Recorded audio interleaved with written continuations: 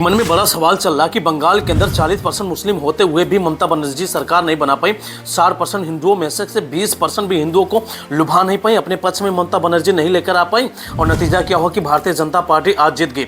एक ऐसा चेहरा, गुमनाम चेहरा जिससे कोई मीडिया कवर नहीं कर रहा, उस चेहरे ने पूरे बंगाल के अंदर हिला कर रख दिया और ममता बनर्जी को सत्ता से उखाड़ कर फेंक दिया और भारतीय जनता पार्टी के अंदर सत्ता को कटोरा में सजा करके दे दिया भारतीय जनता पार्टी को।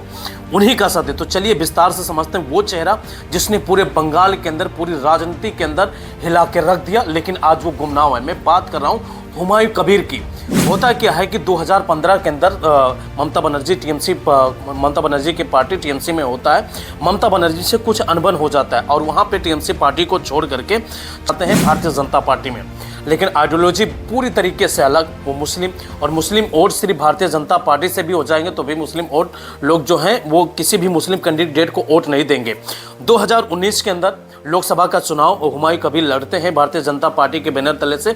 चुनाव में हार होती, कोई जीत नहीं हो पाती। नतीजा क्या होता है कि फिर वो 2019 के अंदर बीजेपी को समझ में आ जाता है कि भाई इनको रखने से कोई फ़ायदा नहीं होगा, निकाल देते हैं पार्टी से। फिर क्या करते हैं, यही हुमायूं कबीर चले जाते हैं टीएमसी के अंदर जाते हैं। बिल्कुल आइडियोलॉजी बिल्कुल अलग हो जाता, तरह तरह की बातें। एक वीडियो बहुत तेजी से वायरल हुआ था जब राम मंदिर स्थापना हुई थी उत्तर अयोध्या के अंदर, तो उन्होंने बोला था कि भाई मुर्शिदाबाद के अंदर हम बाबरी मस्जिद बनाएंगे। शायद आप निगलेक्ट कर रहे होंगे, ध्यान दे रहे होंगे आपकी, जब ये बात होती पूरी सोशल मीडिया पे छा गया था कि भाई साहब हम मुर्शिदाबाद के अंदर क्या कहते हैं बाबरी मस्जिद बनाएंगे। पूरे मतलब इतनी बात ये लोगों को चल गई और जितने भी मुस्लिम वोटर थे वो बिल्कुल हुमायूं कबीर के पास में चले जाते हैं।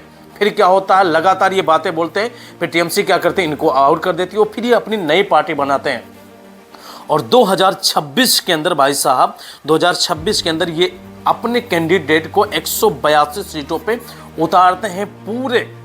पूरे बंगाल के अंदर 182 सीटों पे, विधानसभा सीटों पे अपना कैंडिडेट उतारते हैं और इतना नतीजा अलग होता भाई साहब कि ज़्यादातर जो मुस्लिम वोट था, क्योंकि ममता बनर्जी से कट करके भाई साहब हुमायूं कबीर के पास पूरा का पूरा वोट शिफ्ट होता। नतीजा क्या होता है कि भारतीय जनता पार्टी वहाँ पे विन करती है और हुमायूं कबीर की एक वीडियो भी वायरल होती है जिसमें बताया जाता है कि कम से कम अरबों रुपया हुमायूं कबीर को भारतीय जनता पार्टी ने दिया था। ये वीडियो बाद में बता दिया गया भैया कि AI से बनाया गया है। नतीजा क्या हो, लेकिन जिस तरीके से तुरुप के इक्के को इस्तेमाल करके, हुमायूं कबीर को इस्तेमाल करके बंगाल के अंदर मुस्लिमों का वोट काट करके वो भारतीय जनता पार्टी जीत गई।